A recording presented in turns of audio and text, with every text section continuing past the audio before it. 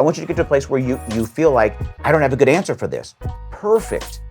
That's great, because then what we're getting to is a place in our parenting where we're going, God, I'm not wise enough to know how to deal with my raging 13-year-old. Here's the great thing what God says. If you lack wisdom, ask me, I give it generously. Here's what I don't want us to do. Grab in the toolbox of what our parents gave us, what culture's given us, what some gentle parenting book gave us, whatever, right? Maybe it's the greatest thing ever. And just use that tool, not thinking about the culture we're creating. Created on purpose and for purpose. Everybody, welcome back to the Daron Earlewine podcast. We're in episode 6 of this Parenting for a Purpose series here with my wife, Julie Earlewine. You're almost done, Jules. Thank This goodness. is it. Yay. Think about it. 20, 25 minutes away from not having to do the I hope podcast again. people will listen to these, but definitely hope they don't watch them. Why? Ew. You're a beautiful woman. No one really wants to be on this. I can promise you I've never made an Instagram live anything in my whole life, so I'm pretty sure I don't want people to be watching me right Hey, now. well, you're jumping in just a big cannonball in with 6 episodes of a podcast. Yeah, it's actual torture. Okay. So, hey, this is our last episode, and I just want to thank everybody that's reached out, the feedback that we received throughout the series. It's been a ton to us, and you guys are giving us a lot of, questions and different things that you've sent us that are going to allow us to even, work with this material in the future. Do have some aspirations, some dreams, I guess you would say, to potentially work on a book out of what we're talking about today that could be helpful to you. And hopefully, because my wife does have an English degree, writing degree, she would join me and we could co-write that book. What do you think He about did that on purpose, and the answer is currently no. Currently. It's but forever now. Soon. He does yes. this stuff. See, he's trying to put me on the spot. This is how I get stuck in these situations. And you If kill you really it. want to know about parenting, just meet me for a mimosa. Yes, and you could talk about the book. Maybe you could sign a copy. No, for I'm me. not going to do book discussions. Call me. We'll have some coffee. Go for a walk. Over a book. Hopefully Anyway, there's no video cameras involved listen. again. we'd love to hear back from you, hear more from you. Once again, always, you can email me, Daron@blackbirdmission.com, 317-550-5070. You can text or just reach out through any direct message on any social platform, because we're out there. Last episode, Julie, we're going to talk about the topic or title for this episode is For, Not Against. And when I said it was For, Not Against, you were like, oh, you say that every episode. This is a different context. God is for you, not against you, which is great. But the context we're talking about is in our parenting for a purpose. We've done our best to be for values, not against behaviors. This is not how we were raised at all. And Julie and I both grew up in a very conservative denomination here in America. And you could be called in the holiness tradition. And so within that tradition, and you may come from a different stream of Christianity, but there were a lot of rules. And you may be at a place right now where you've found the podcast, maybe you've just started a relationship with Jesus, or you're curious about it. And one of the things that may be making you nervous is like, oh, if I start really getting into this Jesus stuff, like I'm gonna have to start following a bunch of new rules. And hopefully this episode will help you not ruin your life by becoming religious and thinking that rules are the thing that you need to focus on and that you need to protect. And if you did grow up the way that we grew up, I hope this episode brings you some personal freedom, but more than that, in your parenting and the culture that you're creating in your family is shaped a little differently, as the focus doesn't become obedience to rules, but actually becomes perspective that leads to wisdom, which leads to freedom. And what were some of the rules that we grew up with, Jules? What rule did we not grow up with? Okay, let's hit a couple of them. Like rules like that have impacted our parenting, how we've done it differently, or just rules? Just rules. Like when we were growing up, there was a lot of rules, whether they were from church or from or home. Like the top 10 rules that made sure you were a good Christian and a good kid. I had to go to church. I had to go to church on Sunday. I had to go to church on Sunday night. I had to go to church on Wednesday. Had to go to church. had to go to church. There's a rule. You have to go to church. Had to go to church. Absolutely. I mean, in our denomination, I can hit a couple of my top 10. I mean, there's no drinking, there's no smoking, there's no dancing, there's no Yeah. R-rated movies, there's no Yes. secular music, Yes. there's no mixed swimming. Oh yeah, I had to wear a T-shirt over my bathing suit T-shirt over your bathing suit. when I went to camp. Girls couldn't wear bathing suits, Right. which is ridiculous. But I can't probably say the things the way I feel about all of these rules on this podcast. Well, nobody can fire us. It's our podcast. That's Say true. It's whatever ours, so you you want. can just turn it off if you don't like it. Yeah, that's true. This is the beauty of this. We can't be fired from this. Yeah, I mean, in today's world, you could never do that to females. Right. Hey, your body, it's the problem. But that's what they were saying, was that we were the problem. But it's not that any one particular person's the problem. It's just there's things out there that should have been taught differently. Right. So we had to wear T-shirts. Some people maybe have like no sleepovers, no social media. I think I I already still said kind no. of for that. Well, I'm not saying No that. offense I'm to just the saying people there's that are just for it, but there's rules. No cussing. I think we already said that one, right? I'm great at that one. There's just a lot of rules, and what happens is, and this has been new in my life, as far as an actual understanding that has helped in my life, in my relationship with Jesus, in our parenting, probably in the past 15 years, maybe. And for me, what I didn't know growing up is I've always hated rules. And I thought it was because I was just a really rebellious kid. And God's done a lot of work helping me realize that I'm not just rebellious, but I think there's a part of me that I didn't know this when I was young, but like when you gave me rules without giving me a why behind it, I can't function in that. Right? And you can say, well, you should just trust authority. Maybe, although sometimes authority is really suspect, and a lot of people that I've trusted with authority didn't deserve that trust, and they were total shams. So that didn't help. So that questioning of authority, that questioning of rules, like what I've realized now is that I think it's because, and maybe I'm wrong on this, but I don't think that's the heart of God, right? God didn't create us, and his design wasn't that there would be a bunch of rules. And what the crazy part about the Garden of Eden, when God created us as his children, he put us in this vast paradise, provided for all of our needs. And there was one rule, like, hey, don't eat from the tree of the knowledge of good and evil. Basically, just so you wouldn't have the knowledge of good and evil, and you could just be free to enjoy relationship with him.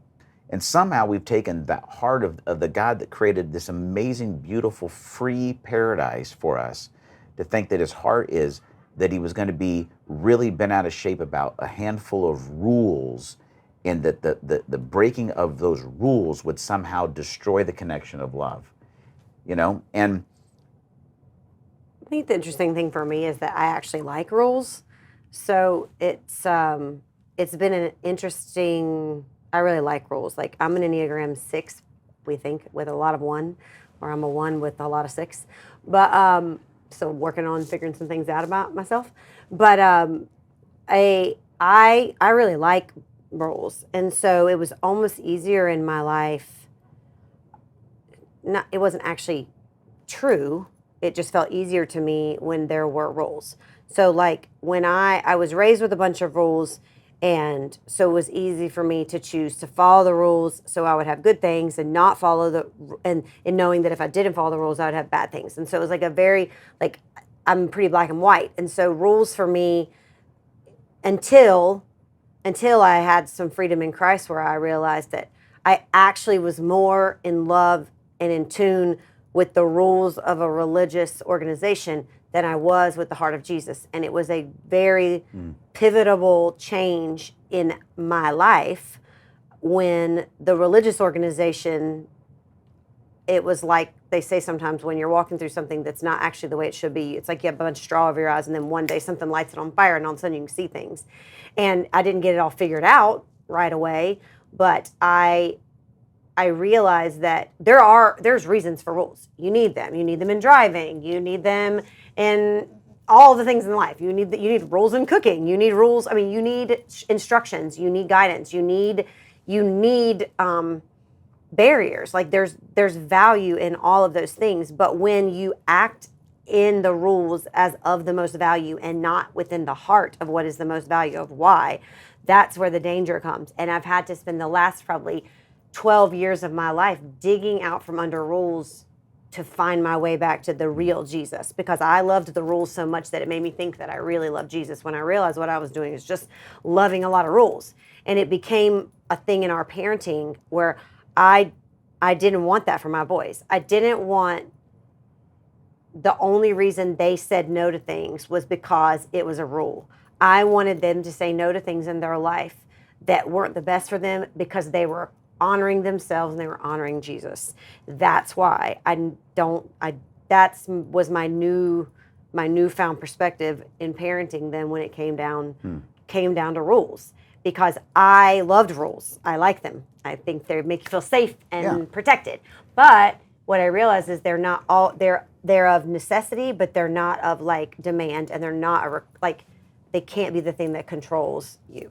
Well, I love that you shared that, because that we kind of came at this from polar opposites, right? You loved him. I hated him. He still does. I still do. But here's the thing is, I heard an author say once, and this was so like eye-opening to me, and it's true of God. It's kind of a summarization of what you just said, but it can be seen in our kids. Is it's easy to mistake obedience for a good relationship. Yeah. And like that's tough to think about in our parenting. Like, what kind of culture, right, are we trying to create? Like, is our number one goal is we want our kids to be obedient to the rules that they have. And you may say, well, because I know why we have those rules. So the key here is obedience. What we want to challenge you on a thought in this episode is that you may get obedience from your kids.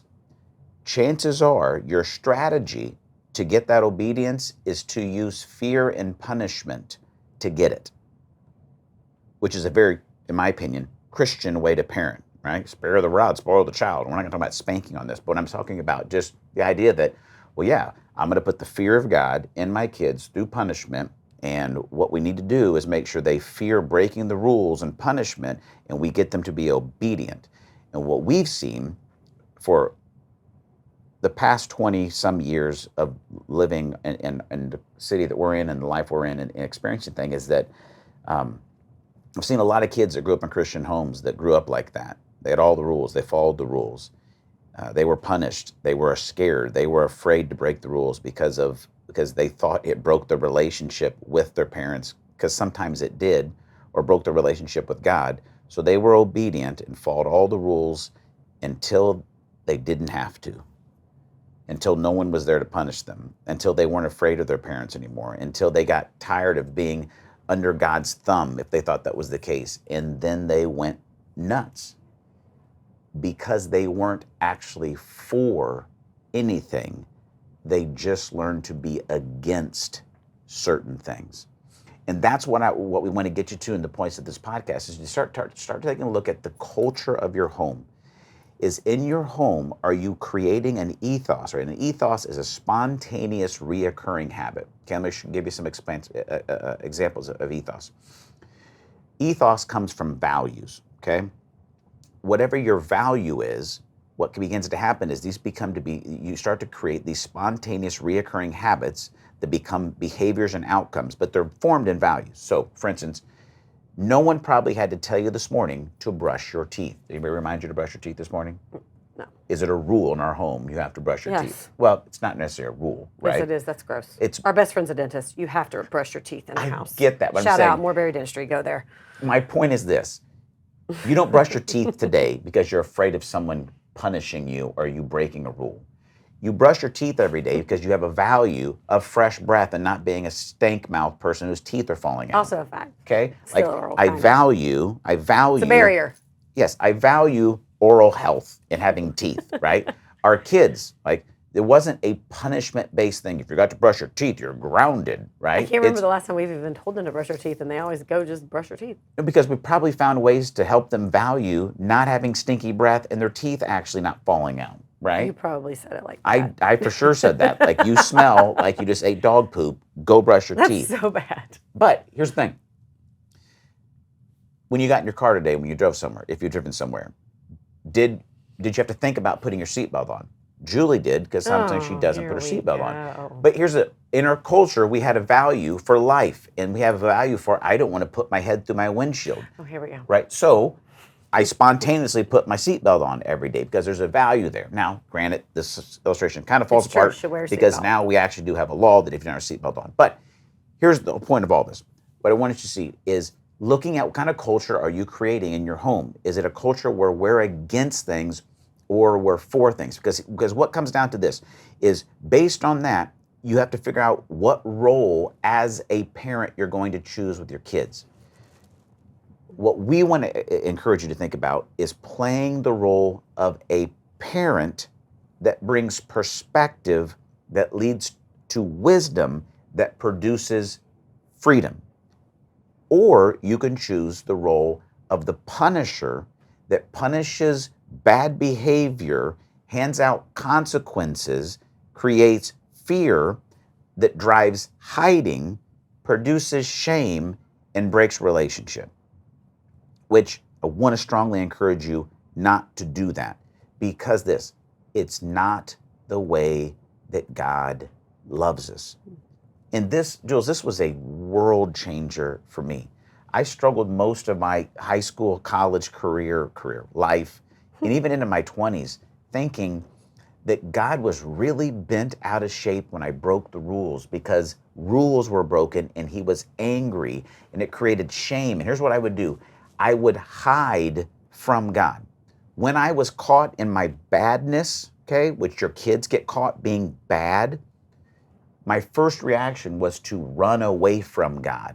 Why? Because God was mad because I broke his rule, right? Because what God's against, he's against, breaking rules. Rather than realizing, no, what God is for is me learning how to stay in connection and to love with him.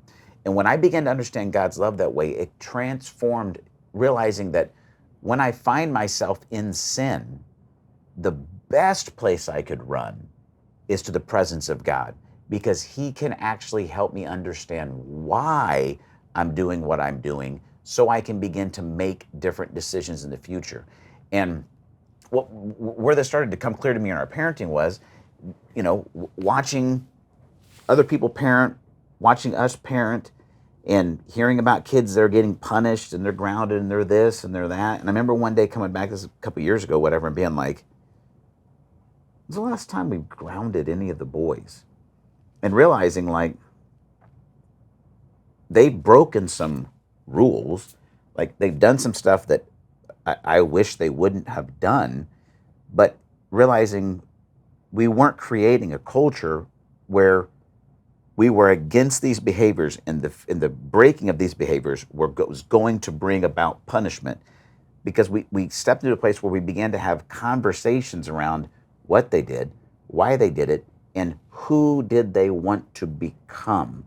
And in that conversation, we started helping them realize, no, I want you to be for this value. And as you grow in that, you're not going to be perfect in it, but like, I'd rather have a long conversation about how we get to be for that and why you don't feel like, and get curious and compassionate in that conversation, than feel like, oh, well, we punished the behavior, so we must have fixed the problem. I think the interesting thing too right now in society is we, in some ways, I don't think that that punishment. I'm not saying I'm for punishment. I am fully in agreement with Daron, but I think one of the things we're walking into in a generation now, though, is also like the whole and I'm not going to apologize. I mean, is the whole gentle parenting, like the other side of the coin, and that's where discipline and behavioral and stewarding a little child, teenager, preteen, teenager, and adult can be really complex, because now we're of the mindset sometimes in the generation we're in of like, oh, that let's just give them this freedom to find themselves and figure themselves out, and we don't put any barriers. Right. We're in this, there's a flip side of it where I feel like sometimes in the world I'm in, the career I'm in, we see so much gentle parenting that there's no parenting. And sometimes what happens is there's so much there's so many consequences and so much discipline that there's actually no parenting.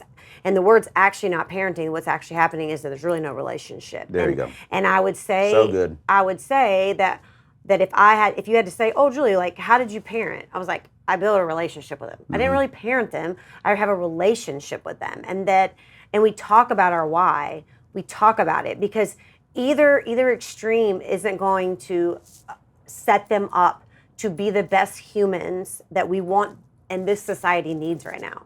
This society needs humans that love and care and give and serve and see the world and share Jesus in it and share love in it.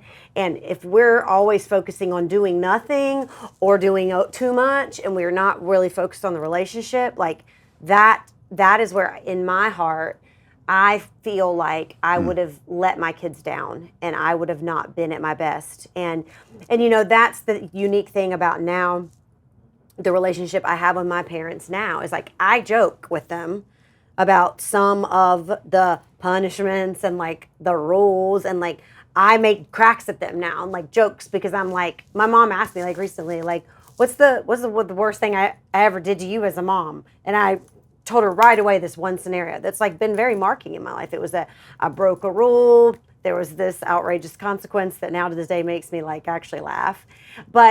And she was like, oh, like at that point I didn't know what else to do. Like she didn't have any instructions. Goes back to our last podcast. We're like, we're all working in generations to try our very best in the world we're in right now to make it better than it was given to us. And most days we're failing at that. So for me, there's too much gentle parenting and then there's also too much over like disciplining that we've got to come into the middle and really take a hard look at like, what's the relationship? Are you willing to have tough conversations? Are you willing to have fun with them still? Are you willing to be relevant, but yet also an example? Like it's a balance between those words that I just said that creates a space of healthy, disciplinary parenting. Yes. It's both words are necessary. There's gentle punishment, maybe. I don't know like what the term would be. But I really do think that ultimately at the end of the day it comes down to being a relationship. And I'm not saying be their friend, because there is a season in life you absolutely don't need to be your child's friend. You need to be in relationship with them, but you can't be their best friend. But then you can, if you've stewarded that relationship appropriately, it's awesome to be where we are now and to watch our 19-year-old be our friend. And I think that is a product of focusing on relationship and not focusing on gentle parenting or focusing on over-disciplining. It's that weird fine line between both of them. Yeah, I love that you brought the word relationship to the center of it, right? Because that's the heart of God, and that is what we want. I don't even exactly know what gentle parenting is. It sounds like the dumbest thing I've ever heard. Okay, that's not nice. Some of you are working through that right now, and you shouldn't say something's dumb. Okay, People, sorry. they're all figuring it out. I apologize. This is loud. There are times it drives me nuts when I'm reacting to this because I don't want you to hear us saying, well, just Daron doesn't care, there's no consequences for actions. No, there's freaking consequences for actions, and you don't let your kid be an idiot, right? You get what you tolerate in life. And Julie and I have tolerated very little, especially when they were little. Like the amount of times when the kids were going nuts There was very little gentle parenting when they were little. No, and I want to give you a tip, okay? If you grab your kid right here behind the arm, no, don't say this. There's a soft period here, right? Stop. Take this off, Daron. Cut this. Just a little pressure. You can get your kid's attention real quick, and then you pull them close. No. And this is one of my favorite phrases, parenting when they were little, was this one. Are you freaking kidding me? That was the opener, right? Because it was like, I am completely dumbfounded by what is happening. Then you would remove the child. This is out. Take them to the car. Take this out. And have a deeper conversation about how if you can't be a real human being in public, we're not going to be there. So there was not a great gentleness. So I don't want people hearing that, right? Because your kids have to be guided and directed. They don't know. The reason your kids do dumb stuff is because they're unwise. They're foolish. Go to Proverbs and read. What is it? They're ignorant. Okay, they're ignorant, and if you're not careful and don't help them deal with ignorance, they become foolish. And then if they don't deal with the foolishness, they become a mocker. It's a whole process through Proverbs. It's in there. In between that, our role then is, like you just said, we have to steward such a trust in that relationship where they realize when I screw up, the person I need most in my life right now to help me with the ignorance I have is mom and dad. And if I choose the role of punisher, that's my role. And I feel bad for dads sometimes where it's like moms will be like, well, we'll deal with it. Be like, when your dad gets home, he's going to really give you a whooping, right? So what do we just Who teach says that now? people? No one says that now. Every day, somebody says that in America, No right? one says that. But the idea is like the dad's going to be the heavy. So then what does the kid learn, right? Is I'm not sure moms kind of hear it, but I like, am fairly certain in our house they think I'm going to be the heavy. well, that's true. That's true. I'm just saying. But the point is, now we're dealing with, well, I can't, like we already said, I can't run to God when I'm in trouble because he's going to be like my dad and he's going to beat me, right? I'm not saying your dad beats you. I'm just saying There's the going to be idea. some editing. There's going to be some editing. There's going to be a lot of editing. The point being, actually, no, I'm distracted. I know what the point was. No, I do know what the point was. Is growing to that point where I never wanted the boys to see me as their punisher, right? I wanted them to see me as the place I come to seek wisdom and to grow through this. And just like little things for us to understand, right? Is we talked about the lying, right? Is the idea that when our kids do something, a lot of times our response is based in the fear that we're going to be seen as a bad parent, or we're afraid, right, of what, if they lied today, they're eventually going to be a liar, and then they're going to do this, and then we go in this, it snowballs, and it's like, if we don't really come down hard on them now, before you know it, you know what I mean, they're going to be a drug dealer and kill people, whatever our crazy parental thoughts do. Rather than stepping into a situation with that and realizing I can't respond from fear, or I can't see this as it reflects on me, but my kid has done something, they have a problem. And now, they've done something that has broken trust, that has hurt people, that's caused a mess. And someone has to clean this mess up relationally. If we're for values like courage and humility and gratitude and faithfulness and compassion, like this is what we're for, honesty, all the things that are true in God's word, this is what we stand for in our family, right? We're not against certain rules. We're for these things. When these things are violated, now we have to sit down and help you figure out, right, as a dearly loved child of God in us, how do you actually fix the problem that you've created? Because a lot of times when we go with punishment, right, we introduce shame, we introduce hiding, we introduce lying, all these different things. We don't grow in a lot of wisdom, and we don't actually put the problem, the mess, back in the lap of the person that created it, and then say, how are we going to fix this? So if you have a situation where, maybe your kid does lie, like, we don't lie in this house. Of course, no one's for lying, right? But so we're going to punish me, you're going to be grounded, these different things. And like I said before, we think we fixed it. And then the kid never really fixed the issue. And you didn't sit down and talk about, hey, when we lie, here's the thing that happens. Here's the trust that's broken. So how could you fix and bring reconciliation and redemption and healing to what you've broken in the relationship? And I want to help you clean that situation up. And there may be consequences, and as a part of that, here's the thing that happens. But the goal is, I want to steward the relationship towards wisdom so you know how to manage your freedom. So you go from a place where you don't break rules, like we probably heard this growing up, you know what I mean? Well, why can't I do that? Because I said so. Like, I think we grew up from this I said so parenting paradigm where I want our boys, and we tried to maybe do this, where they get to the place where it's like, why don't I do that? And they can say, because I say so. Like, they have been raised and they have enough of a value connection, and they know they're protecting, in some ways, our heart and the connection and relationship we have, that they're able to tell themselves what to do rather than only not doing things because they're afraid of some kind of punishment, right? Like, it's an inside-out approach to behavior rather than an outside-in controlling situation. I think, and it's not that I'm disagreeing with Daron, because I'm not disagreeing, but I think one of the things is there were certain things in our home, though, regardless, were non-negotiables. So I think, like, when the kids were little, there are some things that are absolutely worth saying no to. Like, no, don't run in the street. You're going to say no. You're going to give them a consequence. Yeah. Whatever you're going to do, you're going to tell them not to do that. But then the things that were non-essential, don't make a no be something that's non-essential. Like, I would be like, if they wanted a cookie, like, it's not like the end of the world. Don't, like, make your no's matter, make your yeses matter. Yeah. And I think one of the things in our home, though, was a big non-negotiable for us was, like, and this comes down to the 10 Commandments. I think this comes down to one of the best practices of character of life, but like lying is a non-negotiable in our home. It's a non-negotiable. Like, it's not like, oh, hey, you don't have a consequence in our home if you lie. Like, that's a non-negotiable. And from the very beginning, we have always told our children, your honesty will create less consequence than your lie. And so you need consequences. Life is about that. It happens to you. If you lie at work and you hide and you sneak at work, there will be a consequence. You'll get fired. Like, life doesn't work with no consequence and no punishment. Like, it comes upon you naturally. I was saying life naturally brings consequence. Like, we don't get punished as adults.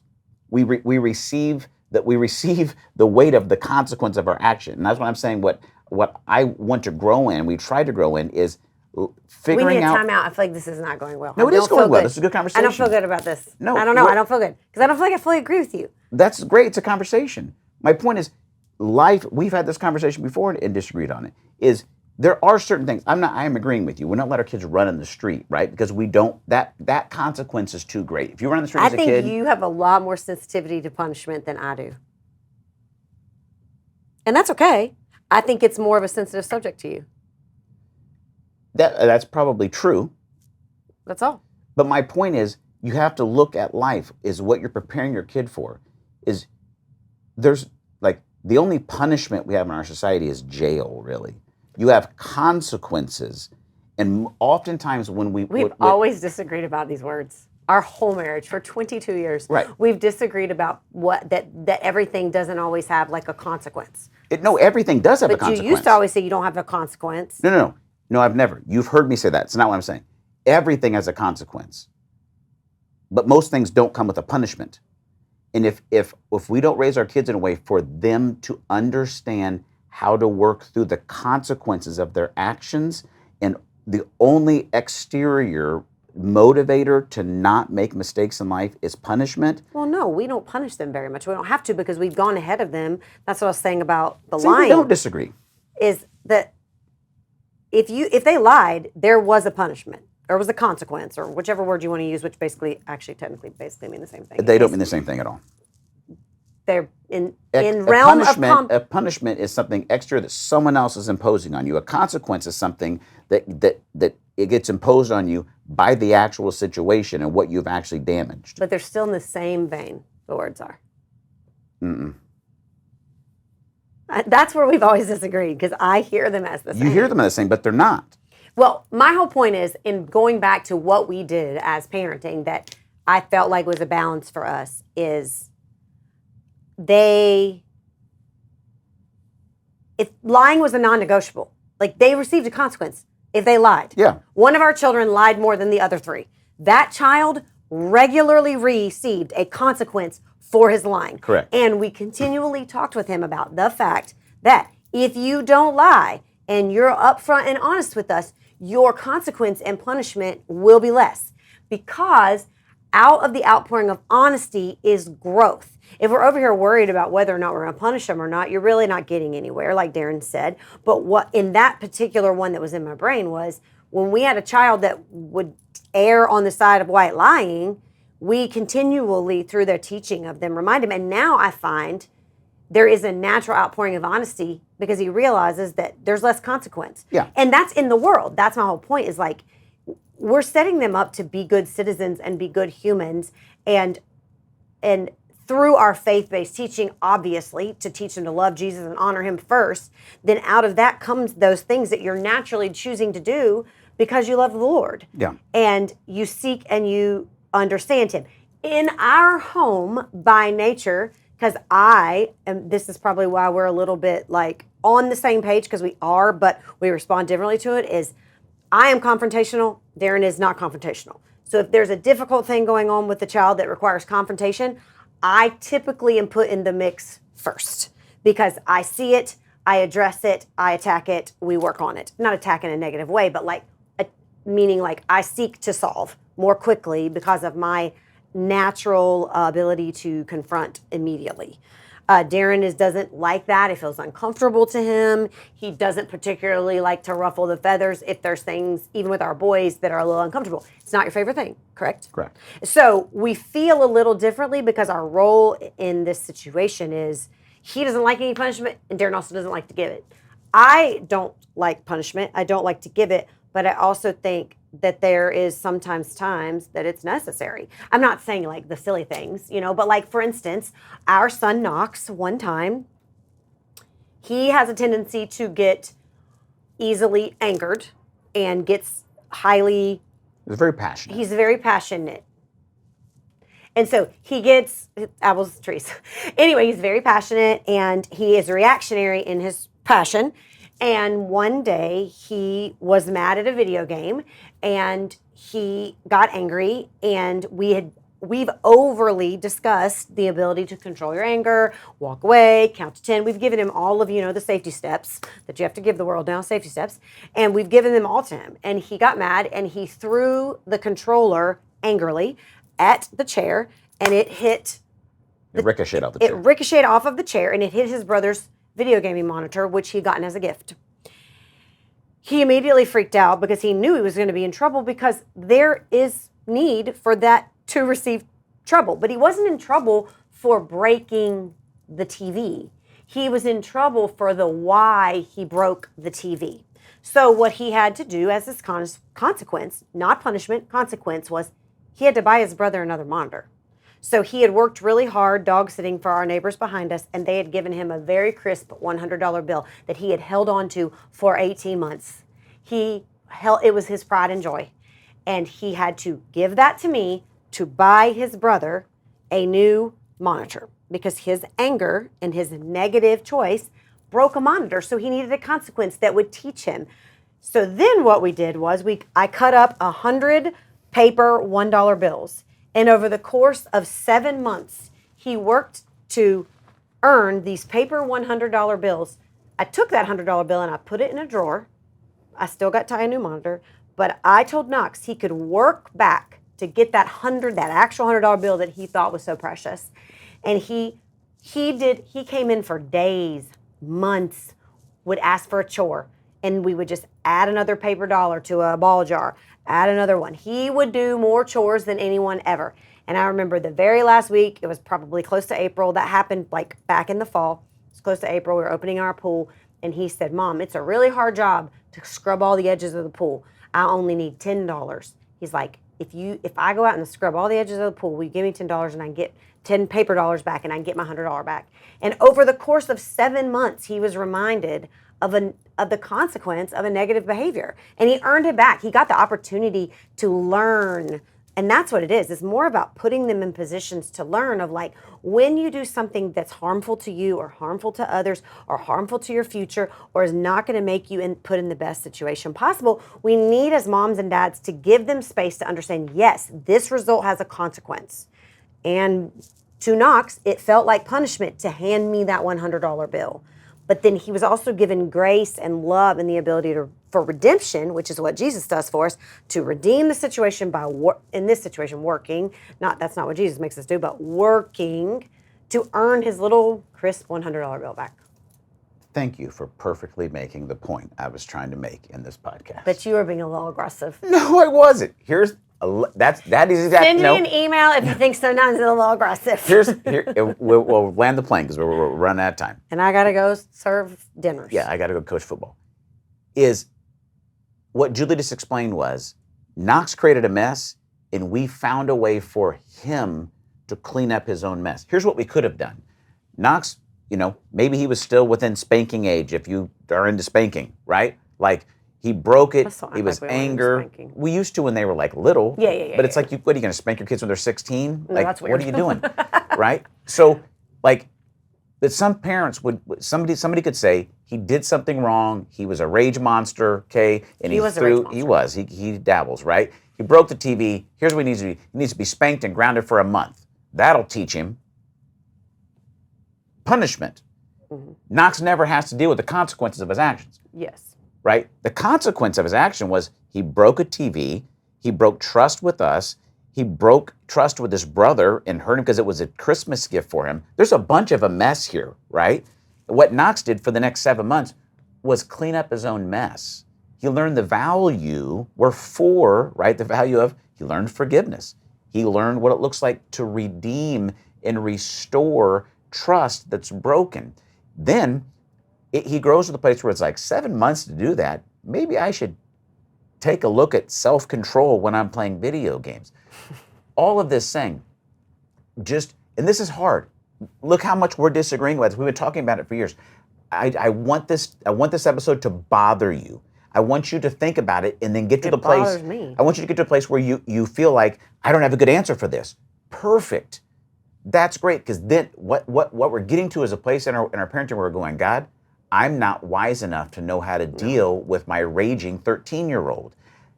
Here's the great thing what God says. If you lack wisdom, ask me, I give it generously. Here's what I don't want us to do. Grab in the toolbox of what our parents gave us, what culture's given us, what some gentle parenting book gave us, whatever, right? Maybe it's the greatest thing ever. And just use that tool, not thinking about the culture we're creating. God wants us to create a culture that looks like the way he loves us, which God doesn't deal a lot in big punishment. He deals in allowing us to handle the weight of the consequences we've walked through and then loving us and restoring us through that. And that's what I want to challenge you to try to get creative in. It's going to be difficult. You're going to have arguments. But if you're talking about how can we create a culture that best shows and models the way the Father loves us, you're in a great argument. And that's a great journey to go on. Okay? Good? I would say, yes, you that. land the plane. No, you've already landed the plane. I would just say that anything we've said over the 6 podcasts, if you've actually listened to this, hopefully you've not watched it and you've only listened to it because it's weird that I'm on a video. But I would say this, that if I could say anything is where I'm at in the season of parenting that I am, is that don't miss a moment. It goes really quick. And you're going to have days you win, you knock it out of the park. And there's going to be days you lose and you feel completely defeated. But wherever you are in your parenting, whether you feel like you're winning or losing right now, they are the best gift that God's given you. And don't miss a moment, because it is... Stop this. Just crying again. This is his fault. This is not a healthy season for me to be doing this. No, seriously, like, you're in a special time. Mm-hmm. It's an absolute gift. And there's no better ministry than ministering your kids. I'm out. I'm never doing this again because I cry. This is so stupid. My friends are going to laugh at me. Holly would say this is so healthy. Holly would say this to laugh. She would say it's funny. Crystal and Jess are laughing at me because I'm crying on video. That's true. Holly's our counselor. She's going to be so proud of Julie for this whole thing. I'm so proud of you. It's not anything to be proud of. It is. This something is to be ridiculous. Proud of. Okay, No. I gotta go. I'm gonna go to Raising Cane's. Hey, sex. Shout out to Raising Cane's. You can take compliments. Thank you. Thank you for doing this. You're welcome. It's been such a gift to me, to the podcast audience. There might be nobody listens to this, and we just No, talked together there'll and be wasted people. 6 hours. There's two. I forgot to tell you that one of your friends said that she has a thing that she says in her brain called WWJD. Oh, we're not talking about this right now. I know who that is. Where she says, "What would Julie do?" is what she goes back for. That is true. She does Because say you that. help her with perspective. And the last one, I'll read this and we'll end with this. One of Julie's friends came in and said, one thing I appreciate about Julie's parenting is her perspective is godly, pure, bold, true, honest, yes. And one thing I hold dear to my heart, Julie has a way of listening and never making me feel like I'm wrong. I don't have that all the time. Rather, she guides me by providing perspectives that I couldn't see myself. And I think that's something Julie does in her parenting. I think that's what I've been trying to say in this episode, is that's the role we get to play as parents. Don't choose the role of punisher for your kid. Choose the role of someone who provides perspectives they couldn't see by themselves. Because when you do that, when they're in their worst moment and in their best, they will run to you and to that relationship you stewarded, and you'll get to experience and enjoy the greatest gift that they are. This is what Julie just said. They're the best. Thank you so much. We'd love to hear from you. We told you how to reach out. This episode's going too long. 3 things, always. God's for you, not against you. He's near you. He's not far away. And he's created you on purpose and for purpose. We'll see you next time.